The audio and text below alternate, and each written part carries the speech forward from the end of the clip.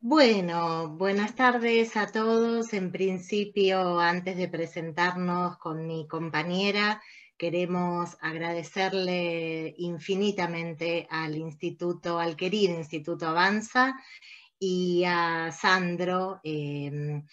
Siempre es un placer compartir con quienes trabajan tendiendo puentes permanentemente para encontrarnos.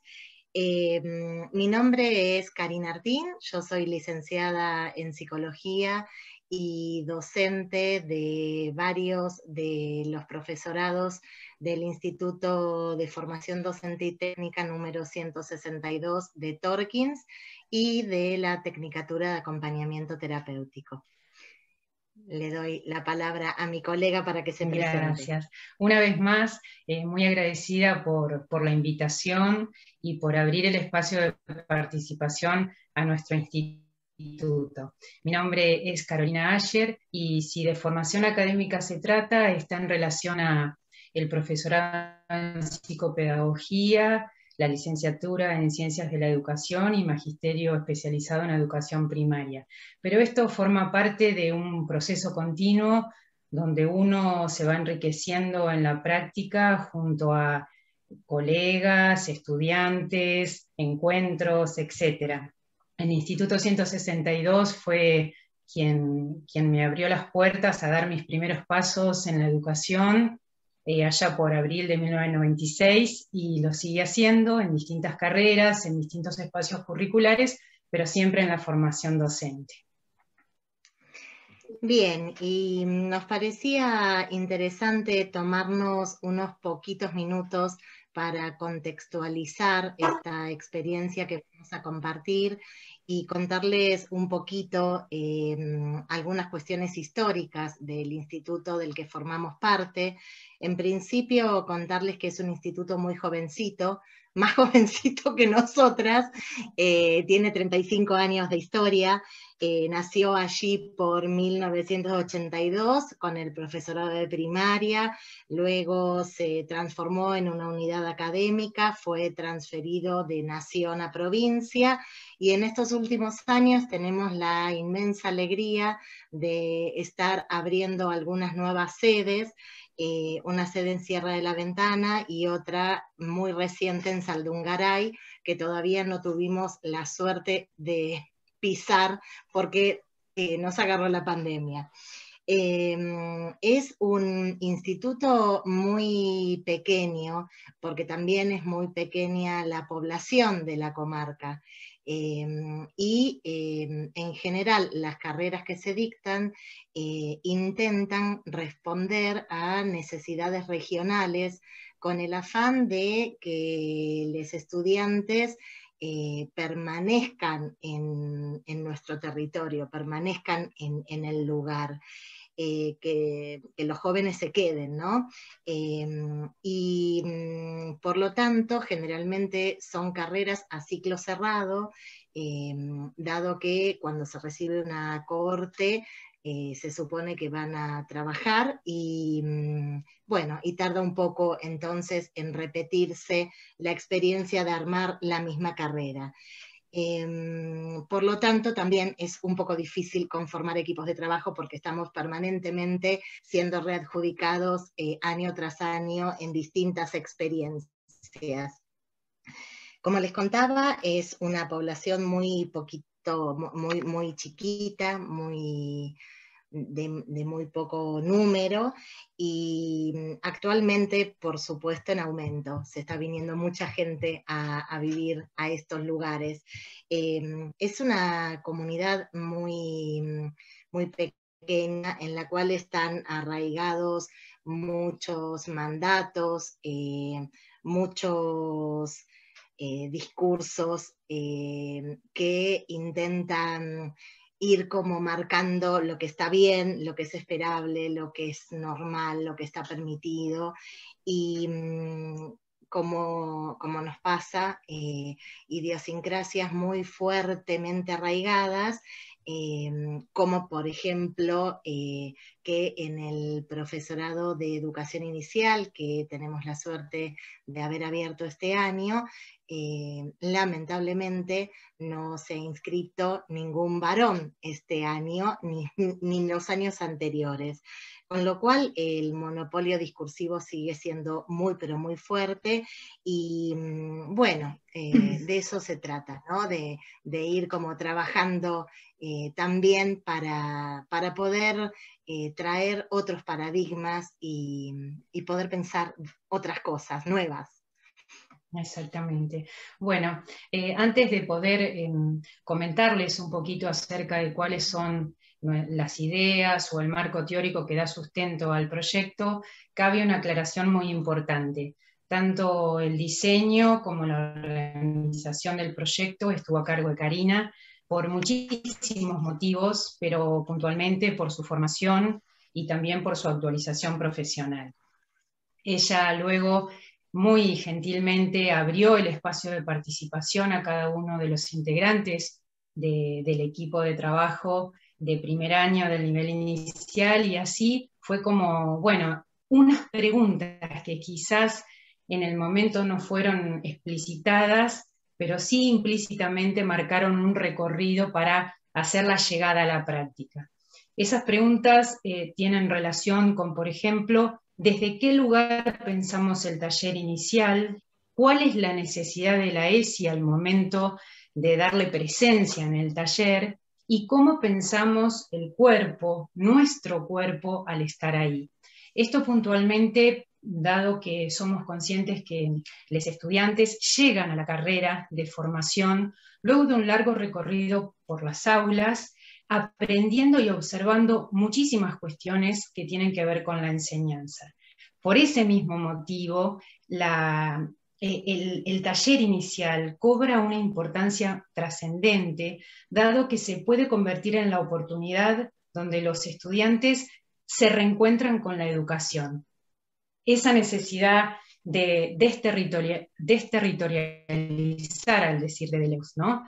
Nosotros, si hablamos de la necesidad de desterritorializar, es porque estamos reconociendo un territorio. Bueno, la necesidad de desterritorializarlo implica esto de poder corrernos, de poder salirnos de ese territorio para en esa corrida poder crear nuevos significados que habiliten nuevas prácticas. Entonces, desde este lugar precisamente es que la ESI se hace presente y con una fuerza trascendente, ¿no?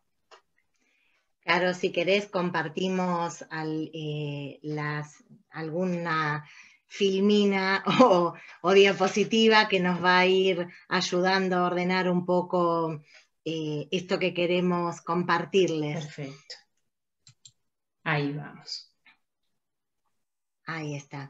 Sí, pensábamos justamente que el taller de inicio tiene que estar pensado como una puerta de entrada a las carreras, y en ese punto no podía faltar algunas actividades en relación a la ESI. A la ESI porque es ley. Y es ley en todos los niveles de la educación.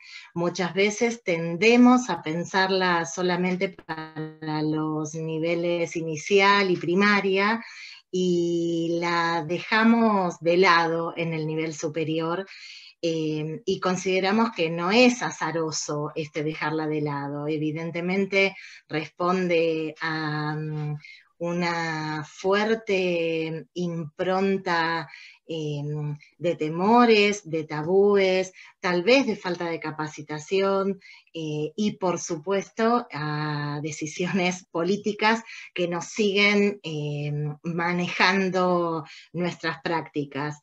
Nos parece sumamente importante, imprescindible, la presencia de la ESI en el nivel superior, porque este nivel no solo tiene que formar buenos profesionales y otorgarles los contenidos de cada una de las materias para cada una de las carreras, sino que también tiene que formar para la vida, ¿no? Para que cada uno de nosotros podamos de verdad ser colaboradores en construir un mundo más habitable y un mundo para todos.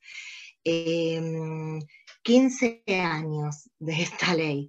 Y bueno, está buenísimo poder reafirmarla.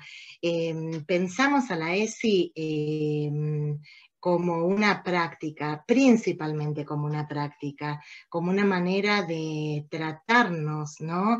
De hacer lugar para todos.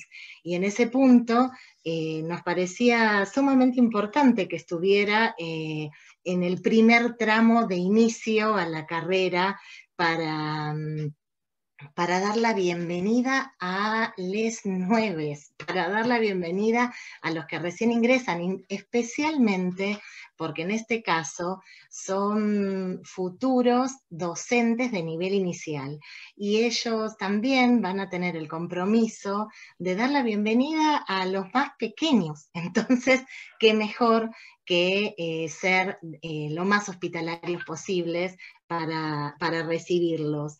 Entendemos a la ESI también como un derecho, ¿no? Como un derecho para escuchar otras cosas, para escuchar nuevos paradigmas, para que se respete el hecho de que el ingreso irrestricto no es simplemente no tomar un examen de ingreso, sino proveerles a los ingresantes de las herramientas para que puedan quedarse, para que puedan permanecer, no naturalizar los desgranamientos de los primeros años, adjudicándole la responsabilidad solo a los estudiantes, sino tratar como docentes de generar un espacio más amable. Muchas veces nos sucede que nos quedamos en la queja de todo aquello con lo que no llegan quienes ingresan y mantenemos cierta idea, cierta idealización de cómo tendrían que llegarles estudiantes al nivel superior. Esperamos que sepan, que cuenten con determinada cantidad de cosas que quizás no tienen, y entonces nos parece sumamente importante que el taller de inicio pueda empezar a proveerles de esas herramientas que quizás falten, que quizás están medio enclenques, como para no dejar solamente librado la permanencia en la educación superior, porque es un derecho educarse para todos, solo librado a la vocación, porque tal como lo plantea Celina Curtis, la vocación a veces es medio frágil y hay que ayudarles a los pibes a armar un proyecto de vida, como puede llegar a ser obtener un título, ¿no? Y en este punto, hablando de prejuicios e ideales, nos parecía sumamente interesante con Caro trabajar dentro de todo el abanico de posibilidades en relación a la ESI con respecto de los estereotipos. Y también empezar deconstruyéndolo nosotros, ¿no? Nosotras como profesoras, como docentes, porque hay un montón de hábitos muy sedimentados que por supuesto impactan en nuestras prácticas y por supuesto que nuestras prácticas también impactan en la enseñanza y en la posibilidad de aprender de cada uno de los alumnos. La idea sería sacudir un poco esos estereotipos, esos ideales, y animamos a preguntarnos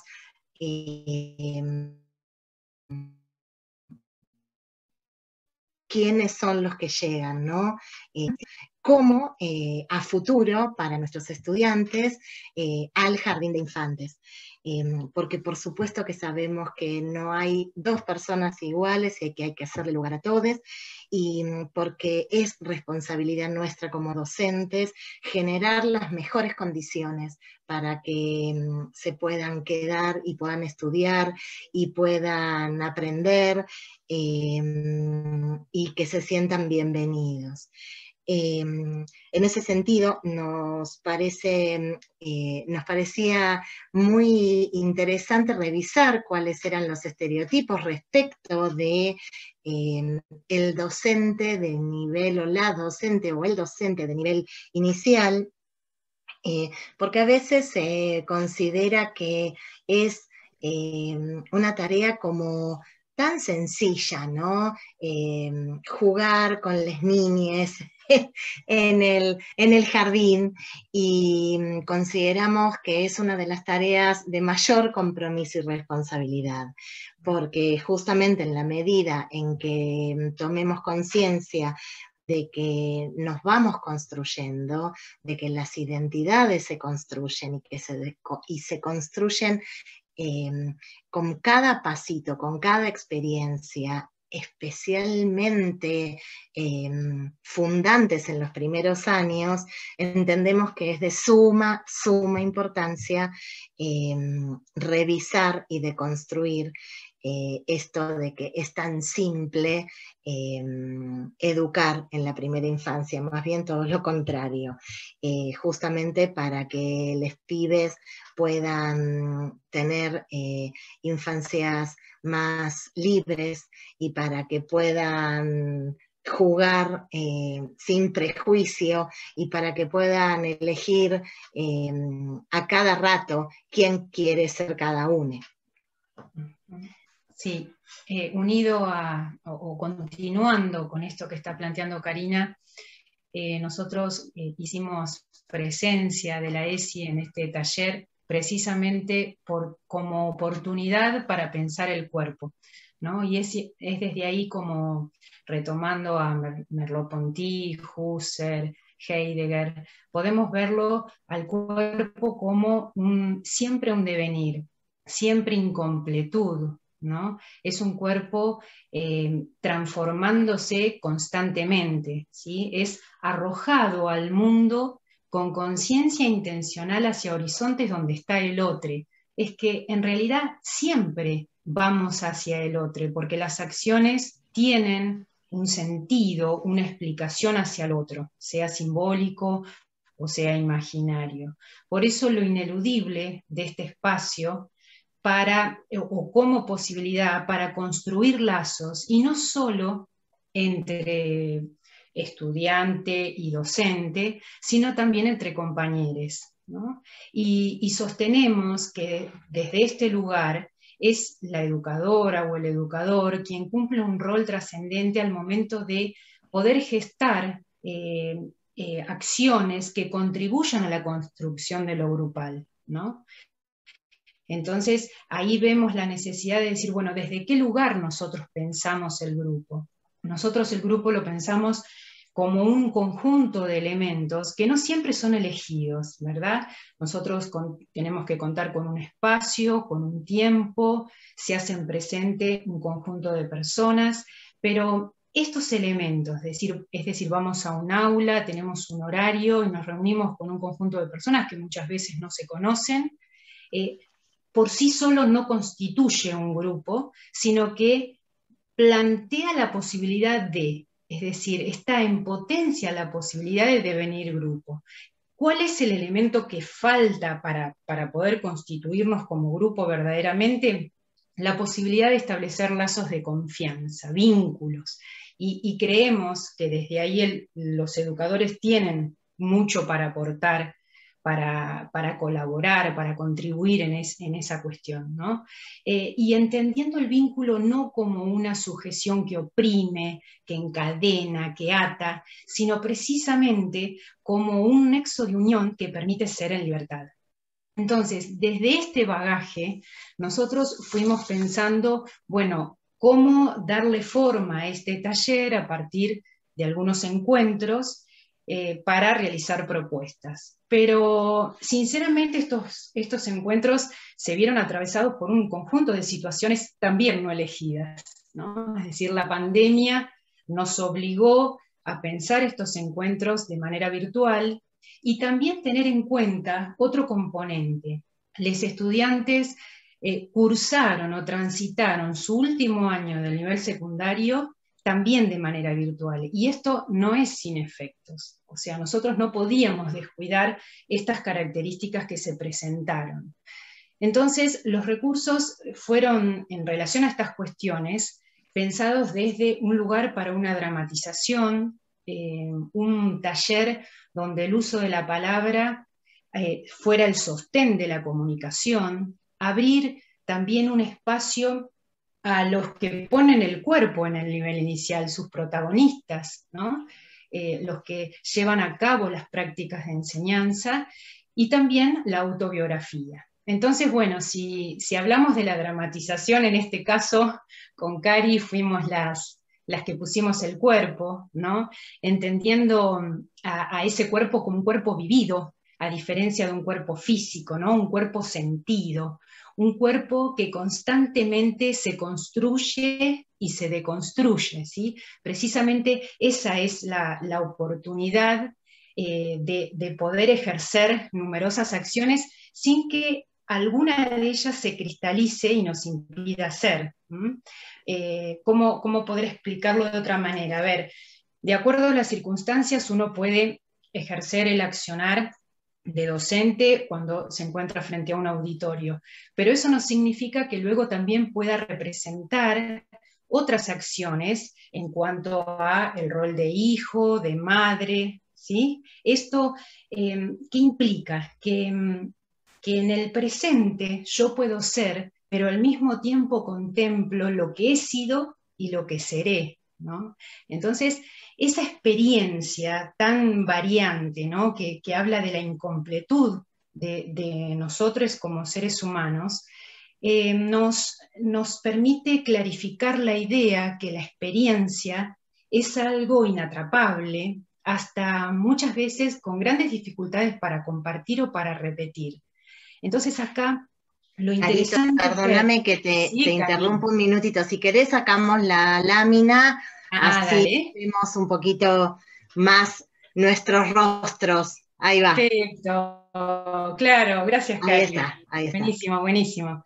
Bueno, decíamos entonces, esta cuestión de construcción y de construcción, de poder, de la posibilidad de nuestros cuerpos de poder ejercer numerosas acciones sin que esto rompa nuestra identidad, ¿no? Es lo que, permite la posibilidad de dar libre camino a que la percepción y la sensibilidad del otro las haga resonar en su propio vivir experiencial, ¿no? Entonces, esto fue lo que nosotros intentamos en esa dramatización, ¿no? Es decir, porque eso es lo que creímos que iba a permitir la posibilidad de empezar a deconstruir estereotipos y prejuicios, ¿no? Una mamá, en el caso de Karina, una hija, en mi caso, un espacio, ¿no? La cocina, un encuentro, donde el tema es la vocación, la elección vocacional, ¿no? Entonces, cómo entre medio de cierto contenido y de risas que ese contenido, fuimos abriendo camino a que resonaran esas palabras y esos comentarios en su propio vivir experiencial, es decir, que cada uno pudiera reflexionar y pudiera pensar a partir de lo que hasta de lo que le causaba gracia, ¿verdad? Entonces, esto es importante porque digo, bueno, la dramatización en sí, poniendo el cuerpo y poniendo un contenido para poder despertar el análisis y la reflexión, abrió camino a analizar estereotipos en relación a la elección vocacional, en relación a la institución, en relación a las cuestiones de género y también en relación a lo que sostenemos como inteligencia, a lo que pensamos en relación a la inteligencia, es decir, se necesita una inteligencia para, ¿no? Entonces, la dramatización en sí fue el recurso que abrió camino a esa posibilidad de, bueno, de activar la reflexión, ¿verdad? En ese sentido, sumo este estereotipo, este prejuicio de no es necesario capacitarse para ponerse a jugar con les chiques, ¿no? Y, y justamente tanto para poder acompañar a los más peques como para poder observarlos, ofrecerles las mejores condiciones para que jueguen, hace falta tiempo. Y eso fue un poco lo que quisimos hacer en acto con Caro, en el taller en el que estábamos todos tan preocupados por darles textos y que los chicos tengan cierta nivelación en cuanto a la lectura, en cuanto a su poder escribir, al manejo de la tecnología, a la información de la normativa institucional, a conocer la carrera, el staff docente, de qué se trata cada materia, hacer un tiempo para revisar cuáles son los estereotipos sobre les maestres jardineres, un tiempo para habilitar el uso de la palabra, para pensar.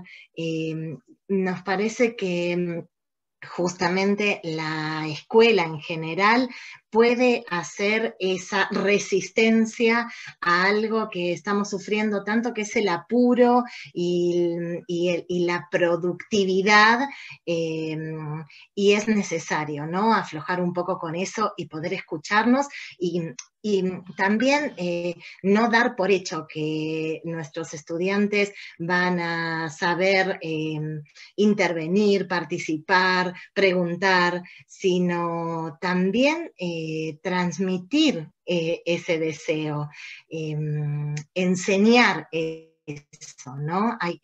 Nos parecía muy importante que esto no falte en el taller de inicio.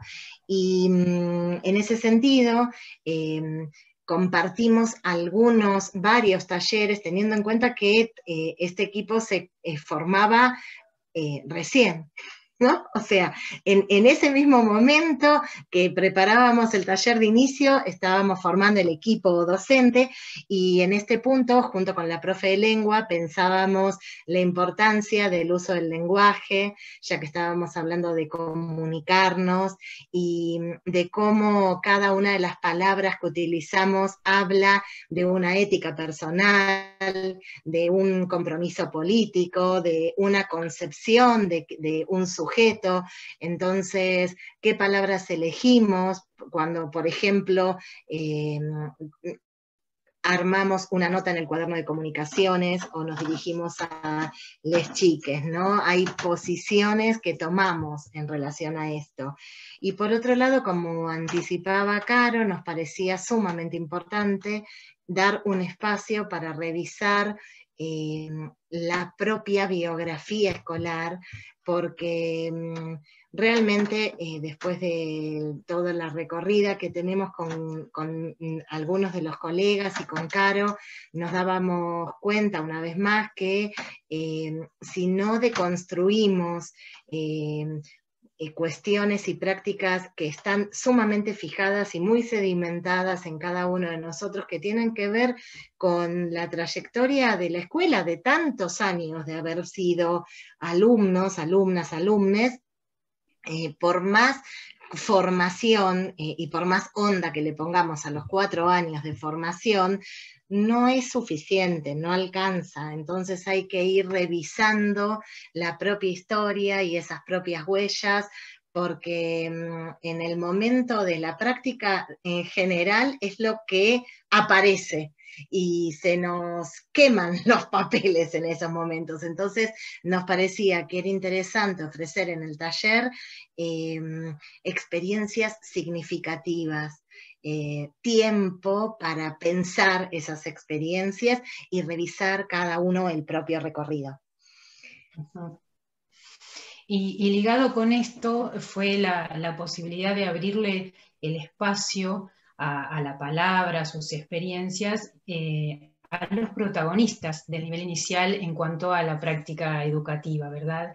Entonces, esa posibilidad nos brindó escuchar atentamente su relato, pero un relato en primera persona, donde la situación vivida le pertenece a un sujeto concreto, no es que está la situación independientemente del sujeto, ¿no? Le pertenece. Entonces tiene un anclaje muy, muy importante al momento de la contextualización, de la empatía con esa situación, ¿verdad? En este espacio formaron parte tanto docentes en ejercicio como exalumnas recientemente recibidas de nuestro instituto, ¿sí? Bueno, si te parece, Cari, podríamos hacer como una especie de síntesis de esta experiencia que hemos presentado.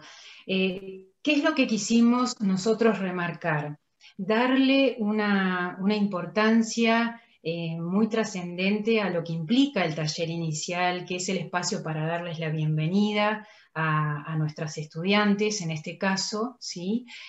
Para que este espacio pueda convertirse en un reencuentro con la educación, ¿no? Esta cuestión de la desterritorialización que hablábamos hace unos minutos atrás. Y en esa oportunidad de reencontrarnos con la educación, la ESI tenía que estar presente, ¿no? Es decir, acá la cuestión es remarcar la ESI como derecho, como práctica y como la oportunidad de construir colaborativamente lo que implica y cómo nos implica a cada uno, ¿sí? Y por otro lado, también la cuestión de la escucha, la cuestión de una escucha atenta y respetuosa del otro, ¿verdad? Y de poder construir la empatía con cada uno de nuestros estudiantes, ¿sí? Entonces, ese espacio donde gestamos la posibilidad de un encuentro auténtico y donde la empatía es importantísima. En ese punto, resaltar una vez más que entendemos la ESI como una práctica humanizante, ineludible, una práctica que nos corresponde como adultos sostener, porque somos quienes damos la bienvenida y quienes alojamos, y quienes tratamos de armar lazos de confianza, lazos que sostengan. La educación es una nueva oportunidad, estamos convencidas de eso. Es la posibilidad de armar experiencias mejores, de sacar la mejor versión de cada uno. Entonces, en ese punto, no podemos lavarnos las manos, digo, nos tenemos que meter con la ESI. Y como para terminar compartir esta experiencia, queríamos regalarles una frase de un poeta llamado Ángel González, en el poema Muerte en el Olvido, que nos hizo referencia a cómo tomarnos la educación como esa posibilidad de tener en cuenta a cada otro. Y dice así: yo sé que existo porque tú me imaginas, tu pensamiento me hace inteligente, y en tu sencilla ternura yo también soy sencillo y bondadoso, pero si tú me olvidas, quedaré muerto sin que nadie lo sepa. Bueno, gracias, Caro. Gracias, Karina. Gracias a Sandro, a Gabriela. Un gusto, realmente. Un gusto.